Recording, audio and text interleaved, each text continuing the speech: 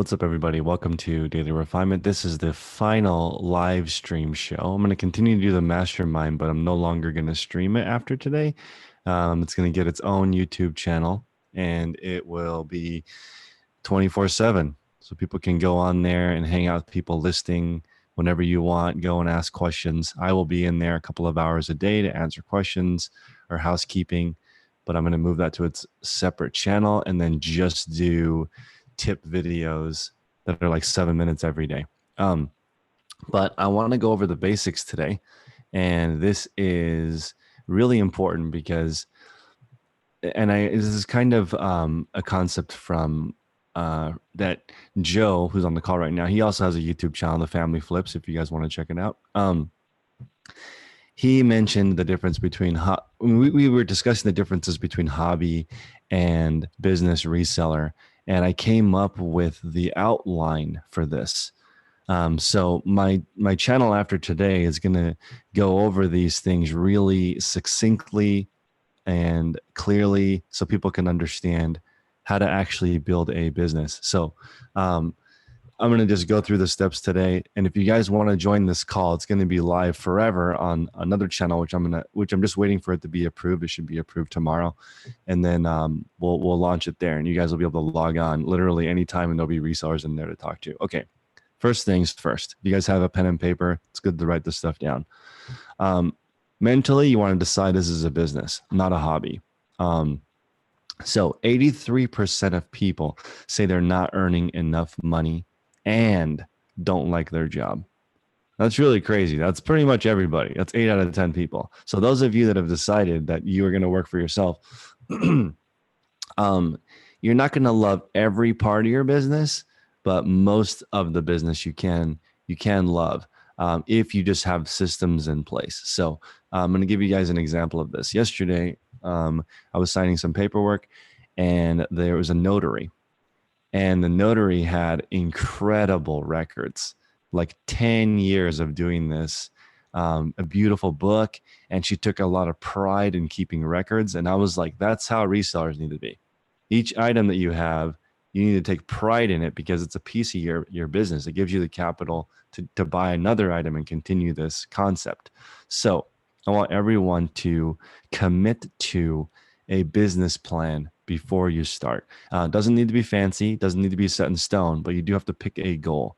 So I did the event in Kansas City. I've met thousands of resellers. The goal for you should be 50 to 100 items a week. Then, okay, as we discussed in tons of previous calls, once you're at 50 to 100 listings per week, then hire someone to help you maintain 50 to 100 listings a week. Then grow your business to whatever size you want. But that growth phase is very difficult because you have to train someone to help you. Your productivity is going to go down. You have to make it through the dip. So that's why you need a reseller friend to support you emotionally while your life is destroyed. Because when you hire someone, your business starts to tank and you have the new expense of that person. Just need to survive. Go ahead, Kyle. Oh, yeah. Okay. So, yeah, I'm just saying yes, because productivity goes down. You have to stop and teach this person how to do X 3 times. Like that's just part of it. Yep. So the 50 to 100 items a week, I would consider yourself a part-time or full-time reseller. Learning all the processes is fantastic. This is your profession. Then hire someone to help you. You can scale it to literally any size. There are companies like Zulily who list 7,000 items a day. Okay, so you can go from, that's how large this gets. Okay, with hundreds and hundreds of employees. You can look at, I think swap.com has 150 full-time listers. Okay, so it can go to any size. The thing is, you just have to be the first lister in your company and learn how to do it from start to end. Okay, so commit to having a business plan. I recommend 50 to 100 items. Next is you need to pick a platform to sell on. Doesn't matter which platform. Facebook Marketplaces, people are having great success. You can flip on Craigslist, Amazon, eBay, whatever. You need to get good at that one platform before you add another one. I know I'm a multi-platform seller, but I didn't start that way. Started on just one. I was 10K on the Bay and only eBay when I first started. Then once you start going, you have this habit of 50 to 100 items a week, then add another platform because you don't want to scale crappy. You want to get it to where you're happy, then add in the other platforms as a backup. Your plan shouldn't be get 20% sell through on 10 platforms. Try to get 20% sell through on one platform first. Then the other ones are just gravy. Okay. Then you're going to pick a niche. I recommend a popular niche because your identity is tied to being a reseller. This is really important, guys. I would write this down. Somebody asks you what you do and you say you sell stuff online. That's the same thing as saying you're unemployed. It doesn't sound good. It's not going to make you feel good about yourself because there's no identity in that. You have to have a specific thing that you sell for you to feel really good about yourself. I know because I've met tons of resellers. So if you say, I sell camera equipment, I sell shoes, I sell vintage, whatever, that gives you an identity. And then everything will start to fall in place and you can start streamlining to save time. If you sell everything, you sell nothing well, for sure. There are no stores that sell everything well. They have at least some parameters. They have some things they say no to. And this is important. Just because a tractor is $10,000 profit in some cases doesn't mean you should learn that. There's a learning curve for every single niche. Okay. I'm going to point out a tip from Michelle. She said she did an eBay search for local sellers and she found some, and then she reached out to see if they wanted to list her death pile. That's fantastic. That's actually not on my list, Michelle, which is building a healthy network of people that you can talk to. If you sell in the same category, you can sell them stuff you can't list. You could also find people who sell in categories that you don't sell in, but you frequently find those things. So it's possible Michelle happens upon jewelry often in her business. She's able to give it to somebody else. Very cool. So Keith says he sells new and used DVDs online. Fantastic tagline. He's probably the most interesting person at the party, for sure, if you have a specific niche. Okay, after you pick a niche and a platform, now you want to pick a customer to serve. This is super important. Let's say you pick jewelry and you want to sell costume jewelry. Great. You need to know what costume jewelry people are looking for. That way you can start stocking things that people actually want. You can't optimize stuff that people don't want and then sell it. This is a huge misconception. You can't list Old Navy on 100 platforms until it sells. It probably won't sell on any platforms. It doesn't sell at Goodwill for 50 cents. So it's not going to sell online for 8, including shipping. It doesn't work that way. But a popular product will sell on every platform. I think maybe Kyle mentioned this. He lists a popular item on Mercari and eBay, and then the next day they both sold. Oh, was that you? Yeah, maybe 2 minutes. Like I'd no sooner hit list on Mercari than it got killed on eBay. I couldn't even kill it because the payment was processing. Yeah. See, this is the if you're listing really popular products, you don't need to sell on multiple platforms because it's going to sell instantly. So in that case, you probably only sell it on Mercari because there's less fees, less hassle. So it depends. So once you know your customer, you want to pick popular products that they want. If you only pick random cool items, you will run out of money. And space and mental real estate and friends. You can't have endless things around your house and that are all different. Okay. Now, this is the next one. Start with the end in mind. Okay. This is a massive one. Is it a full-time income? $10,000 a month, $5,000 a month? Is it a really cool store? Is it a productivity thing? I think if you pick what your ideal week looks like, that's actually the best. So for example, Joe is a good member of the reseller community as far as it comes to mental health because he's got family mixed in there. He's got some homeschooling. He has obligations with his wife, obligations with his health.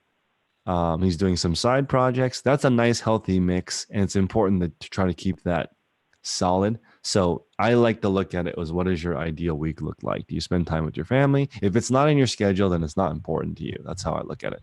No one accidentally hangs out with their family regularly. You have to plan to do that. Okay.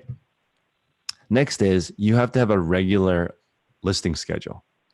Okay. This is important. Minimum once a week, you need to be putting new items into your store.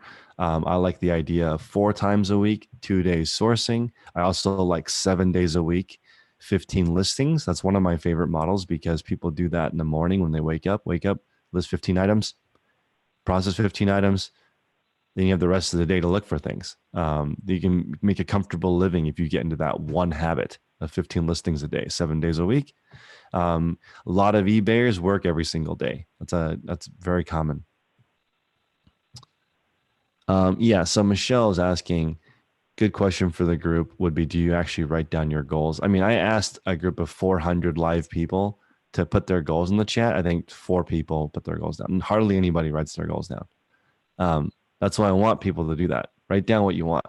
Do you want some, and what do you want the money for?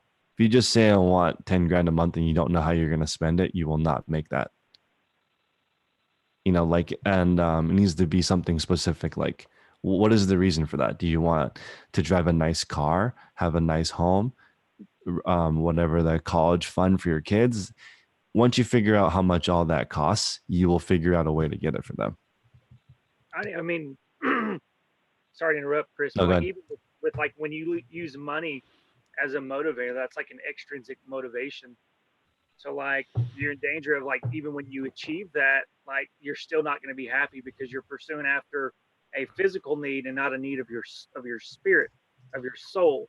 It's like you're still in the end going to be left unfulfilled and having to go for more and more. So I think it would even need to be a step deeper than just a monetary thing. Like, is it a lifestyle? Is there what else is there? Dive deeper into why it is you want that number, like you were saying. Absolutely. The intrinsic goal is important. The why, and you can actually reverse engineer it from emotion. What makes you feel safe? Or go ahead, Kyle. Hey, I've chased that paper. I understand it. You know where I come from. Yeah. I was in an industry where your check was what you were worth. That was how good you were. And it's different whenever you can shut down and take some time with your family, and this business is what it is. I mean, we work for ourselves for a reason. Yeah, Michelle mentioned trying to get her husband back home. That's a very common goal, to bring the other spouse home, work together. You might want to kill each other if you spend that much time together. However, it is nice to, I mean, I think most husband and wife resellers have separate responsibilities. They're not literally working together all day, because that might be a surefire way to destroy your life. But the getting your spouse to come home usually has a number. That's why Michelle's goal is $8,000 gross. After that, there should be enough left to have him come home and spend time together, which is fantastic. You could be really satanic and put that goal in the shower and be like, okay, so it's pretty straightforward. In order to make $8,000 profit, or I'm sorry, gross per month, you need to, first of all, you have to list $8,000 worth of profit. That's a minimum, right? So if you break that down, there's 4.3 weeks in a month. That's $2,000 a week. So you could put up a dry erase board that says $2,000 a week in the shower, and every day write down how much you listed. If you list 300 a day, you're there. If you were to do that, you can bring your husband home, right? But who does that? Who actually puts that in their shower? They really just, they listen to this call and they don't do anything. So I'd love for you guys to actually write that down. Okay. Next is, you want to add value to your customer. This sounds kind of silly, but it's like good pictures, good description, good item description, the pricing. That's all adding value to your customer. If you can provide the same thing to somebody for a couple bucks less, or you take better photos, you're adding value to your customer. And that's a huge plus. if you do that, this is why I recommend having more than one item in the same category. You can say at the bottom, hey, buy 2 or more items and get free shipping. I have a store full of this stuff. So you can keep looking, and that's adding value to your customer. That's one way that you can stand out from the big guys on eBay. They are just doing singular items. If you are a small mom and pop store trying to get this off the ground, you can separate yourself from everybody else by just saying, I have lots of other stuff in my store that's similar, and I'll ship it to you for similar. So it's a win-win. Somebody gets the item for a little bit cheaper, and also you get 2 sales. Okay, guys, this is the number one thing that helps your sales on eBay. It is the same thing actually on YouTube. It is the click-through rate. So what makes your items rank on eBay is a high click-through rate, meaning if somebody sees the thumbnail and the title, do they click on the listing? That's it. That's the key. So if you can do those 2 things, people click on it, then eBay will give your listing to more people until nobody buys it. If lots of people click on it and don't buy it, that's considered clickbait to eBay, meaning you have an item that's like let's say it's a gold watch. People click on it, they read the description, and it says, watch out, broken, doesn't work, and can't be repaired, and heavily stained and missing 4 watch links. So no one ever buys it, but everyone clicks on it because it's a Rolex or something. Eventually, eBay will stop serving that to people because they're wasting that click on you. Now, if you have a replenishable item and it sells once, eBay is like, okay, it's already proof that somebody wants this item. They're going to keep serving that item over and over and over again. I forgot what proverb that is, which is the people who have will be given more, and the people who have nothing, even that will be taken away. That's how you should treat eBay. Things that sell well will continue to sell. Things that don't will continue to suck. That's just, or get worse. So yeah, really, really important to get cool items. So I'm going to back up for just 1 second, back to the original goal. The 50 to 100 cool items will fill your heart with joy because it's very fun, but you have to have a business behind it. Otherwise, it'll quickly get overwhelming. You can't add 50 to 100 items into something that has no system. Let's see. Brandy's Vintage says that writing down her goals made a huge difference.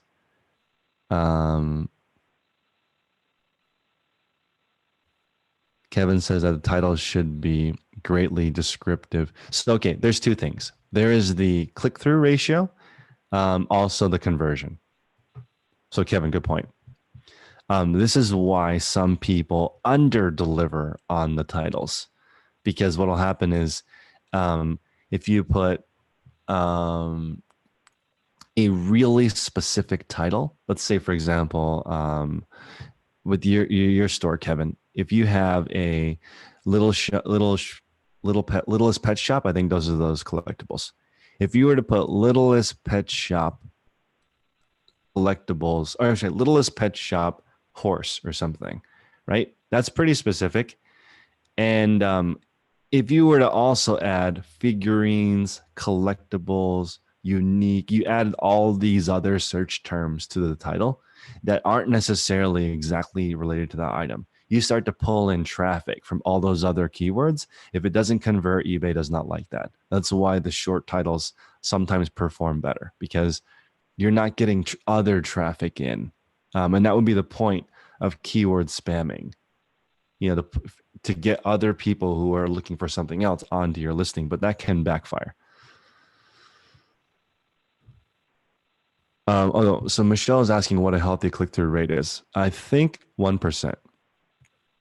1% would be considered a healthy click-through rate. So 1 point, and you definitely want to ask eBay. You can call in and ask what's healthy for your category. Every category is different. I'm sure if you sell a vintage boombox, the sell-through rate is probably 50%. I mean, how many of them are there? And there's not very many. People look through all of them. Okay. Let me see here. There are a couple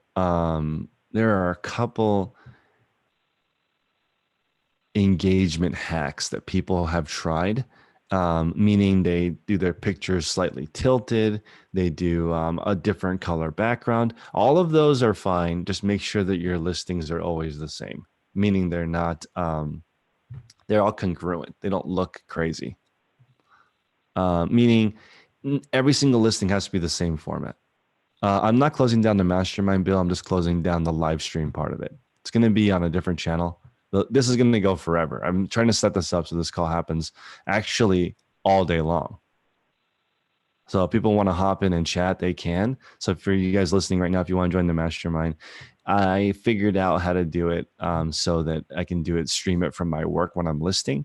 So it'll just be background music for most people. Most people actually do not need any more information. All the stuff I'm giving you right now on this call is already enough. Pick a goal of 50 to 100 items a week. Get the best 50 to 100 items a week you can. Don't go on social media at all after that. Just do that. And then you can pay your living and be fine. Okay, that's it for this. That's it for my spiel this morning. Ali says that she can't do short titles. She has to work out how to edit it down. One of the reasons why Google and eBay have words is because the titles are so long. Google does not like that. You'll even see on Google, the Google listings, sometimes Google will truncate the title because they hate how many words people have added to it. 80 characters is a lot. And you'll see eBay shorten them to, Google shorten them to 40 or 50 characters because they don't want their buyers confused. Let's see. Oh, the new channel is going to be called Reseller Collective. I'm just waiting for it to be approved. It should be tomorrow. So all of these will be streamed there all day. And then on this channel will only be helpful tips. That's also something because I didn't really tank my channel, but it annoyed some people on my channel having this every single day because we actually don't need this. Like I started selling consulting because in 45 minutes, I can explain to you what you need to do in your resale business. And then you don't need any more help. It's literally just 50 to 100 listings per week. You figure out the best way you can do that where you live with what resources you have. That's it. There's no other secret to it. Then you literally should just be using YouTube as entertainment, in my opinion. Just like background noise, maybe something to give you a couple of ideas here and there. But the actual structure for building a full-time living is just that, 50 to 100. Also, somebody had asked, what's my number one tip for replenishables? It's just selling one category. You have to have time to research the replenishable. If you sell more than one category, the chances of you finding a replenishable is almost zero. You can't. If you have two different kinds, even if you sell on two different platforms, I don't think you have time. It takes a long time. You have to find out where the item comes from. Bill was able to look on the back of the label on some products and see who it's distributed by, then reach out to them. You can do that, but think about how much time that takes. It could take a day to figure out where one item comes from, right? A whole day just to find out. That's just finding out where it came from. You haven't started getting that relationship open yet. So if you sell more than one category, you would probably be stuck in that forever. So that's kind of depressing in a sense, but fun is interesting. Simple is profitable. We're trying to be profitable here and then trying to mix in a little bit of fun. Speaking of that, yesterday I was looking at Crazy Lamp Lady's Facebook group. It has 189,000 product photos. That was like so staggering to me. The fact that people had put up like how to buy vintage glass, vintage plates, jewelry, blankets, shoes, like everything under the sun that is valuable. Somebody has documented in that group. And they have very strict rules. If you're negative, you're gone. If you complain about eBay sucking, you're gone. If you complain about anything, you're gone. And I'm like, that is exactly how you're supposed to do it. Like we all work on the same platform. We all have the same challenges for the most part, except for like maybe space. Your family might suck. Your friends might be horrible, but you can choose to reduce those people in your life. But the actual platforms, it's all very similar.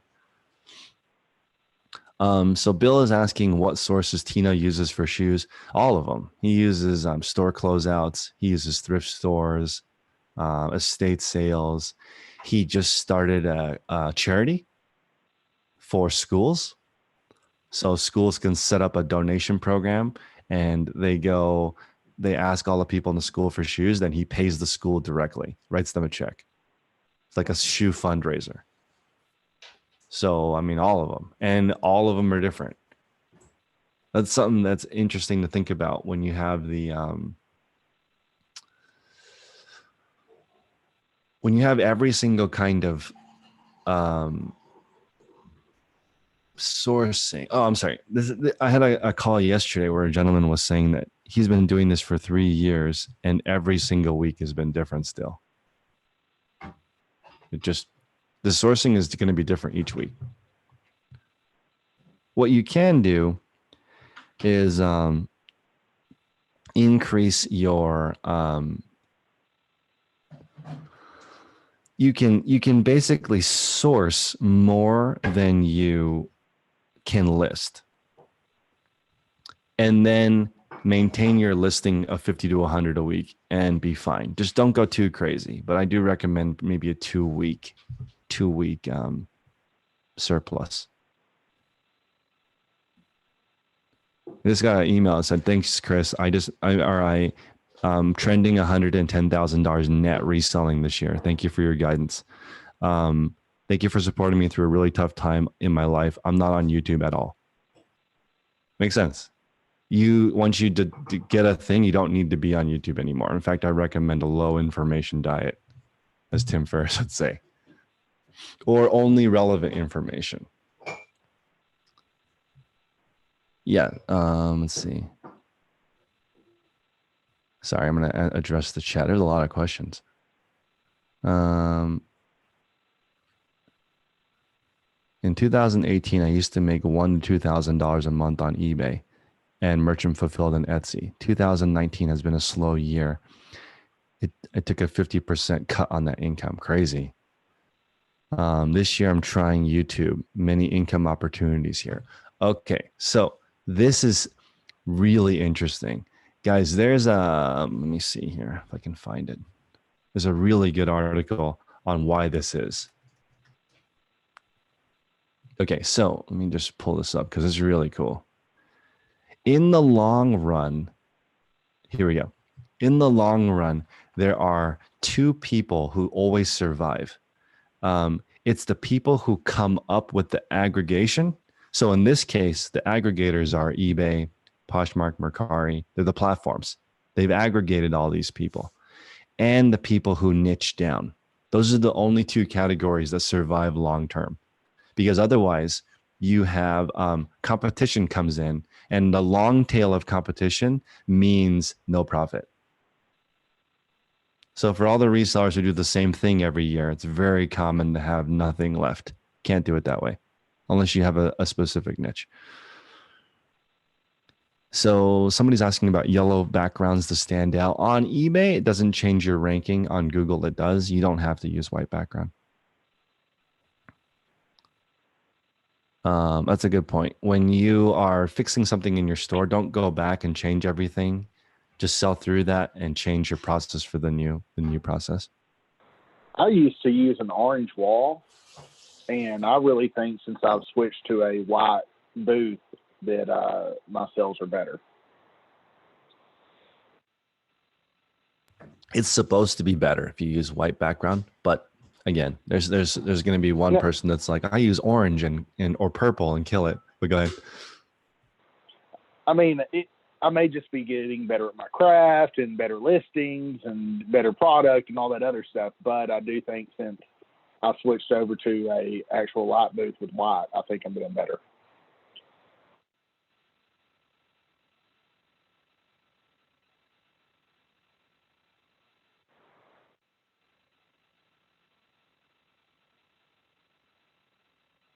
Kevin is asking if I'm going to be continuing to upload store reviews on this channel. Absolutely, but only the best.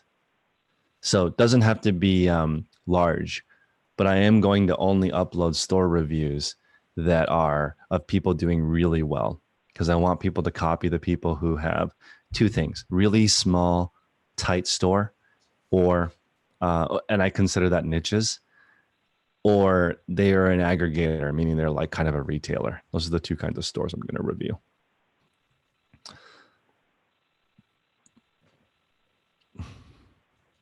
Yeah. So Rhiannon is saying, could promoted listings potentially hurt your click-through rate? Yes, absolutely. Because when you turn on promoted listings, you get a huge influx of traffic, right? That happens to everyone. If you turn on promoted listings, you're going to get a huge boost. But then it might be worse than before you did your promoted listings. Because if you funnel all that traffic into your listing and you get sales just because of the traffic, then that traffic goes away because eBay has decided your listings aren't good. It can hurt you for sure. Oh, wow. That's cool. I didn't know that. So Michelle says 20% are, let's see. Only 20% are resellable, Bill. On those fundraisers, 80% have to be redonated. They don't qualify. And that's because Tino's been doing this for a while. A lot of people would try to list everything if they got it for free, right? But he's literally that's exactly the same number that I came up with talking to a bunch of people. 80% of whatever lot that you buy should just go straight back to Goodwill.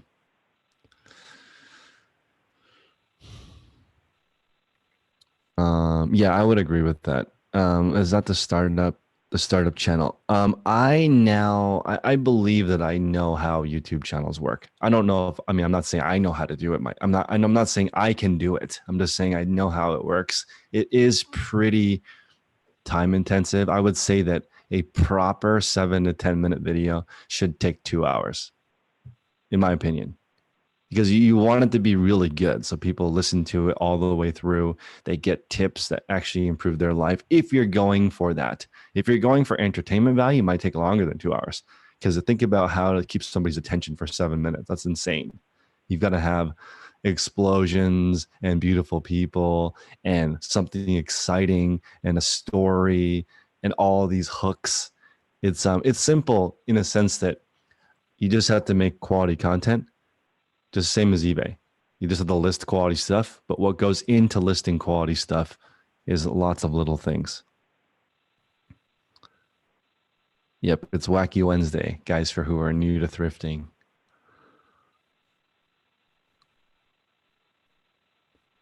Yeah, Kevin, I'm going to write that down. I need to redo that playlist so that you can find it. Create new review playlist. Okay. It's a final stream. I'm going to be doing videos every day, but they're going to be the good ones that only have good stuff to be actionable on. Because, okay, this is no offense to my audience, but the majority of people who earn a lot of money do not watch YouTube at all. They don't. They are not on YouTube. They don't have, they already know what they need to do and they just do it all day. There's no planning. So it's not the final stream, but I want this channel to be for those people who hop on, listen for 7 to 10 minutes to get some nugget of truth, and then go back to work. That's what I want this channel to be about. I'm going to start another channel called the Reseller Collective, where people who make less money and want a community type environment can go in there, talk, water cooler. It's great. I want that too sometimes. I'm just saying that it's two different audiences. One audience is a business audience. The other one is semi-entertainment. People are looking for fun, ideas, camaraderie. That's a little bit different.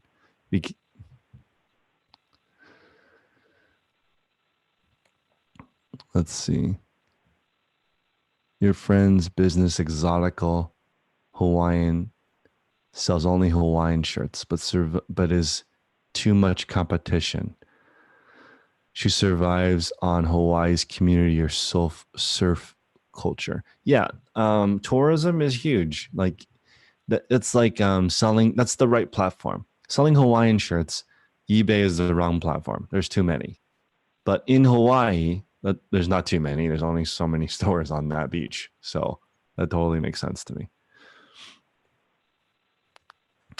Oh yeah, the poor channel. It's like it's kind of that's odd, right? The for example, I used to do Facebook marketing, and my number one post was a guy.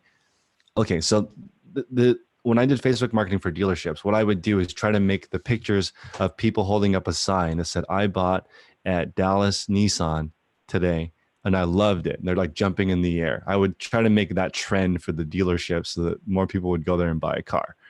And the number one post had like 3,000 shares. It was a guy who bought like a 1997 Corolla cash. He's like, he's jumping in the air. He's like, no car payment. What? It's like a really stupid post of this guy that buys like a $1,200 car. It's either $1,200 or $1,700, and it got shared like 3,000 times by people that were like, "See, this is what we need to be doing with our money." Blah blah blah. It was a huge conversation on whatever. Then, every time I sell $100,000 car, it has like 2 likes. Like the amount of people that because what I was trying to do is market to those person's friends. That's what you're supposed to do. So I found out that the average person that buys a Lexus has a net worth of 900 grand, and they have 30 friends. Right? A funny fact about that. Bugatti owners have 5 houses. See? But probably, I would say less than 50 friends. And they're probably over 70 years old. Usually. Like there are some young ballers that have fancy cars, but usually not. And the thing is, I worked for Lexus. It's a very interesting brand. It's not flashy. So you're not getting any new money. You're getting older money. You get in the end, people are more conservative. So 900K net worth is pretty common, but they don't have very many friends. It was very difficult. It's much easier to make things go viral at Toyota or Nissan, where there's just so many people who buy those. And, it's like the poor channel. So what you guys can do is, if you want to be rich, you just write down this 50 to 100 listings a week. You figure out how to do that. Then you hire X amount of people to do that for you. That's it. There's no other secret. Every single book is based on that. You figure out how to do it yourself, then you hire someone to do that. You figure out the next, so 50 to 100, you do it. Have somebody help you do the 50 to 100. You do the 100 to 200, have somebody help you do that. If you're really talented, you have somebody growing your business for you. That's how swap.com and BHFO have 150 people listing. Somebody there's full-time job is teaching somebody to list. Right? And then you just go to job fairs, you go to your local high school, college, get all those people to work for you. The lady that runs BHFO, she still does the sourcing. They did $65 million or something last year, and she did 100% of the sourcing. One lady. She just went to the company like, "Hey, Under Armour, can I get in on this?" And they're like, "Okay, minimum order 5 million." And she's like, "Okay." And then just the same thing. She still does all the sourcing for her company. Most of my rich friends drive a truck. Yeah, the most common car is a Ford F-150. I didn't know that in California, one of the reasons why there's not a lot of F-150s is because of the environmental things and the price of gas. But if gas was $2, go ahead. It's also fleet. You think about why F-150 fleet in the oil field, they'll buy 20, 30 trucks at a time and, run them out. That's why the F-150 is number one. Dang. I like the F-150. Imagine if you guys want to look at something ridiculous, go on and look at like Ford F-150 floor mats. It's like 15,000 sold, 12,000 sold on eBay. It's insane. That car outsold Lexus, the brand. That's how many F-150s there are. It's ridiculous. You can write off a truck as a work vehicle. True.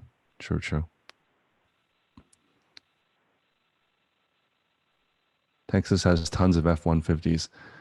Yeah, like I think if you're 16 years old getting your first car, you're probably driving your parents' truck. Usually, I've heard. I don't know. I'm not in My Texas. first one was an F-150. Wow, that's so awesome. My first, second, and third was an F-150. I love it. I love it. Yeah, I don't think 1 in 5 cars where I live is a Prius. I think 3 out of 5 is a Toyota, but that's because gas is $4. So I don't know. I think it's cheaper, Kyle. It's got to be cheaper where you live. Yeah, gas is $2.25, $2.50. I might. And I mean, my commute's not that bad to anything, and trucks are dominant here. Makes me want to get the biggest truck I can and go down there. Come on, you can ride around in mine. Okay, perfect. Okay, here we go. One more thought before we call it a day. I'm gonna end this call a little bit early because I want to start working on that group so it's easier. Okay, this is important. If you want to be a unique item seller, that's okay. I just still think you should be a unique item seller in just one category. I really like Crazy Lamp Lady because she does only home decor. She's serving home decor audience. A small audience of diehard fans will keep your business alive. And it has to be rare or cool. It cannot be generic stuff. You will not be able to find diehard fans for that. That's why I'm changing this channel. I want diehard fans that are like, I can come to this channel, learn something, and then go back to work. That's what I want. This is cool, but I also want like I want more emails like, Chris, I made $110,000 last year. Thank you. I'd rather have that email. So I want 1,000 of those people. And the other channel will have millions of other people that want to earn $2 to 2,000. Linda drives a truck, but it's a Chevy. Wow. Yvette says that she lives an hour from BHFO. They're not your competition. Let's be honest. They're buying straight from the manufacturer. But guys, if you want another pro tip, BHFO has job descriptions on their website. So Google BHFO career and look up their job descriptions. If you want to know how to write an ad to get someone to work for you, learn from the best.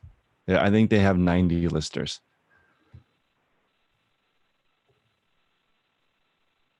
Ooh, Sustainable Frugal Living said her brother's friend bought 6 trucks from Texas and resold them in Idaho. People do that. Yeah, in Southern California and Texas might be the largest market of pre-owned, which, guys, you know what that means? Low prices. Yeah, Reseller Collective. It's going to be up tomorrow. I'll link it tomorrow. I'll make a new thing showing how people can get into it. Yeah, Reseller. It's going to be Reseller Collective. I wonder if that name is, somebody probably already took the name. Let me see.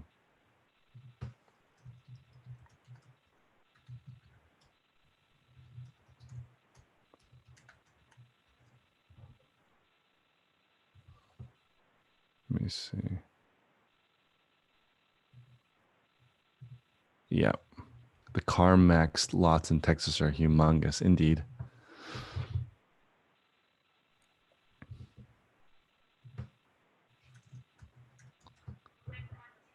EW is asking about how much profit on the 50 to 100 items. It depends on your level of skill and your needs. I would consider 90 grand where I live the same as 50 grand in a normal spot.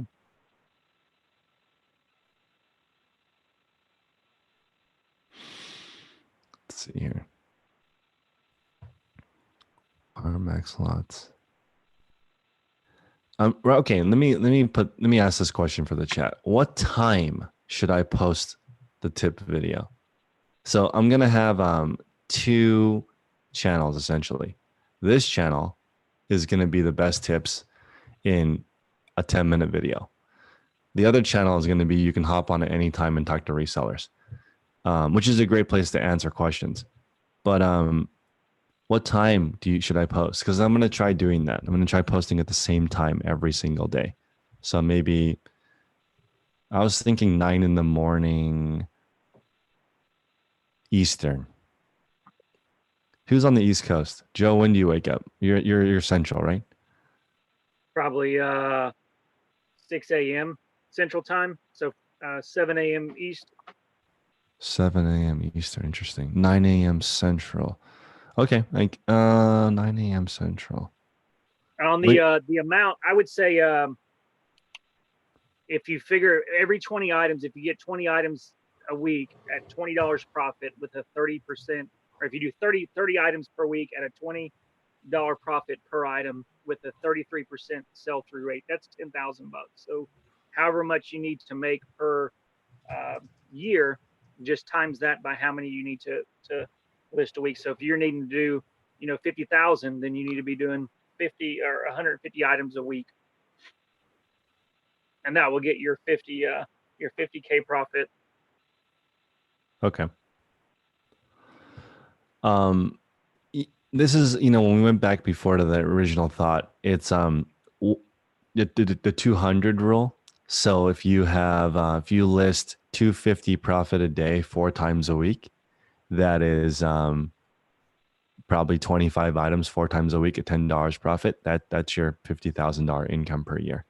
The thing is, that's going to require probably 40 hours of work for a common person. So in your week, is there 40 hours of work in there? You could look at your schedule, and that's like I would attempt to do that. If you give me your schedule, I'm going to try to I could probably guess your income. Like very few people, their income doesn't match their schedule. This is like why when you work in finance, like when we were in the car business, you work sometimes from 9 in the morning till 11 p.m. So like if you're doing something during that time, you're probably going to earn a lot of money. So like if you're in finance, it's very interesting. You're there a lot longer because you have to wait in case there is a deal. If you're in sales and you're actually working that long, that means you're prospecting the whole time. But I would say most salespeople, including me, when I worked there, it's like maybe 3 hours out of 9 that you're actually prospecting if you're really good. 100%. And I mean, but it's also indicative. You're right. It is indicative of income, because you see the guys that bust their butts and they make 10 to 12 grand a month, and then you see the guys that don't really do the bare minimum, and they're $3,000 a month guys.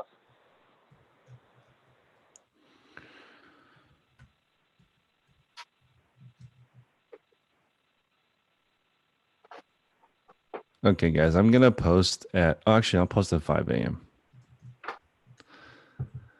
Actually, I don't know. I'm going to post between 5 and 6 a.m. because then if you hop on, get your tips, and then you want to chat about it, you can hop onto the live call anytime, but I'll be in this live call every day at the same time.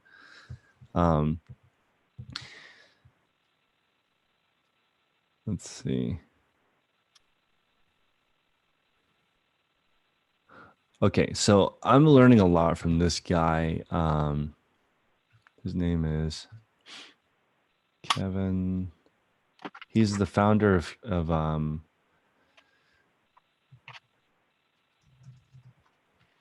Wired magazine. So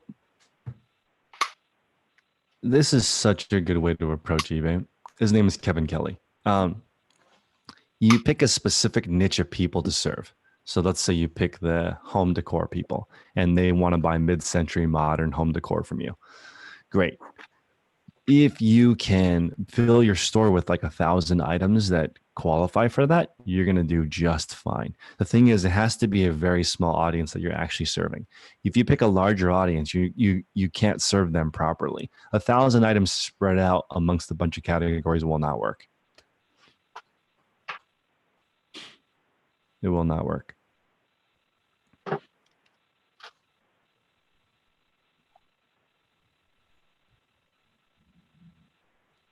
Okay, so I'm going to summarize the channel. The way that this is going to work, yeah, this is the last call on my channel like this. In the future, it's only going to be tips. But I am starting a second channel that's going to be this all day. So you can hop in, chat with people, figure out what's going on, learn about reselling, absorb. And I will be on that call too, but it is not on this channel. So if you guys want to join, it's at patreon.com/dailyrefinement. And then I'm going to try to do, I might just try to partner with the crazy lamp lady. Her Facebook group is awesome. I want a no negativity group like that. Just like no one in there is saying eBay is slow. Like we know, everyone knows that sometimes it's slow. And they have a meme that's like wondering why you can't log into the group. It's because you've been blocked or something. It's hilarious. So that's like that's all the you only need one of those to make sure people do not post anything stupid.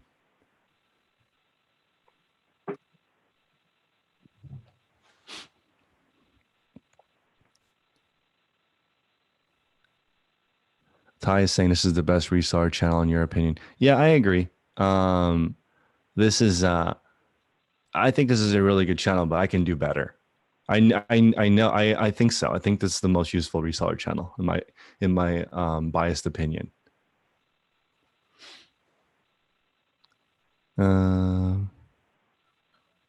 Yeah, this is great. Yvette says she's doing $2,000 2 nights a week by doing 16 hours a day on the weekends.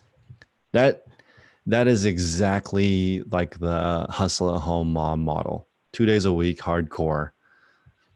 List what you can during the week if there's extra stuff, or just fulfill during the week. Make an extra $2,000 to $5,000. Call it a day. Yeah, the Crazy Lamp Ladies group though is very useful. Like I said, there's 189,000 product photos in there. So okay, actually, I know what I'm gonna do. I actually have much stronger resources for how to resell than that group, but that group has a really good group for identifying niches. Right, so if you want to sell, raccoon pelts, for some reason that group will have information on that. But if it's like, so you go there to learn how your niche, then maybe come back to this channel and learn how to like put together your business plan. But that group is so useful. I can't believe that. She started it only 9 months ago. Go ahead, Kyle. Taxidermy sells. Don't be scared of it. I know taxidermy sells.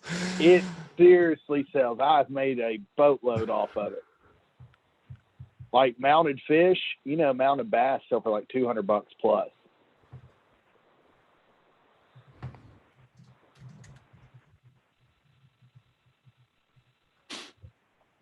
Yep. Let's see. Yeah, one category is the way. That's Keith is saying it to the truth. What's up here? Oh, Bill's saying selling taxidermy is crazy. It is crazy. I shipped a steer head to Hawaii. Man. There's some, if I live in Hawaii, I would collect owls or something. It's crazy what people will collect. And that's one of those you take advantage of that Macari pack and ship. Absolutely. I mean, they pack really weird stuff. I'm sure they're not really worried. Like if you were shipping like cremation or something fragile, like it's just insane. Oh, I used the pack and ship to ship a lampshade. Man, and don't be scared of your UPS store. If you get a relationship there, they will take care of you. If I have weird stuff that I have to go hunt down one of my boxes that's not normal and stuff, I took something in yesterday, a super crazy bowl that's very fragile, it's giant. I didn't want to mess with it. She charged me $6 to pack it because we've developed a relationship. It's not worth my time to run down the right bubble wrap, the right box, and everything for it. No. And she packed a bath for me one time, and I think charged me like $14 to pack a taxidermy bath. And develop that relationship with your UPS store if you have a package shipped deer. That's a big pro tip. Absolutely. I shipped a Marantz record player. It only cost $15. It was like, I would have for sure broken it. I had no idea how to pack that. She used the right bubble. It had the double box concept. It was insured differently because they packed it. That's also different. Yeah, like if you're gonna win the case 100% if they pack it. So, all right, everybody. Everyone have an awesome day. Last thought, Mercari has more traffic than Poshmark. You can just look at it on Google Trends. You can search for how much traffic a website has. Mercari obviously is more than Poshmark because they sell in every category, right? But in the clothing category, I would say Poshmark probably is higher than Mercari. I don't know how to look that up, but based on my personal experience, way more sales on Poshmark than Mercari. Everybody have a great day. I'll put the information more succinctly later today. Bye, guys.